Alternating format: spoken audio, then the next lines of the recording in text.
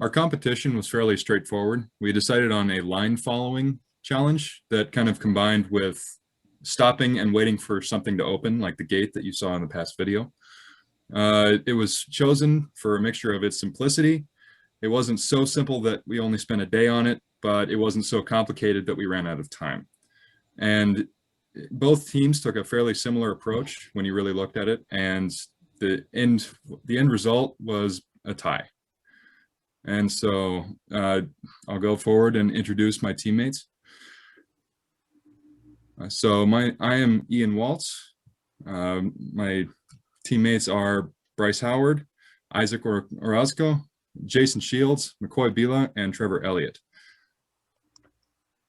The first stage of our project was to work on the design process for the robots. To do this, we very carefully followed the process outlined in the textbook so that we could have a very organized and very easy to look at design process that we could report on later in the future.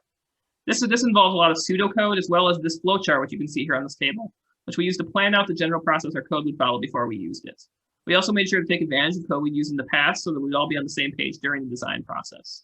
By following this carefully outlined process, we were able to use a design that we were all easily able to follow. And then from there, we were able to implement the microcontroller system to use the different measurement sensors we want to use. Well, you'll see those outlined further on the next slide. We use two sensors to primarily run and operate the robot to the specifications of the project demand.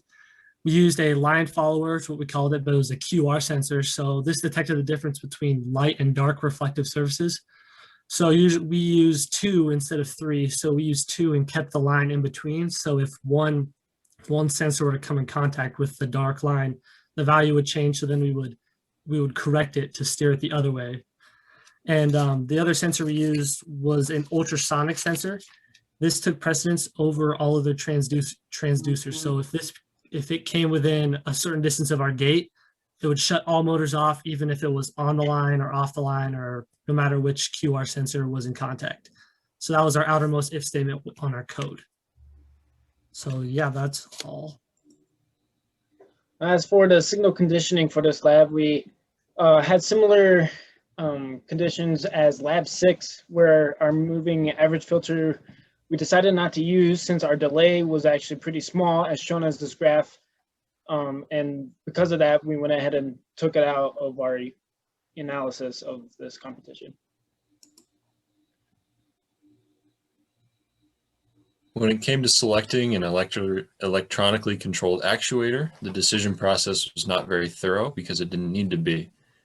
We had both a DC motor and a servo motor available to us because we bought them for the lab. The DC motor we utilized to move the robot, and the servo motor was selected to control the gate because of its ability to control its position so well. So the fundamentals of working in a team, as you can see, is communication. We each chose to work on different pieces of the robot to kind of fit their personal strong suit. We did this by being safe, working efficiently, respecting one another, and most importantly, kind of having fun. To do this, we divided into 3 groups.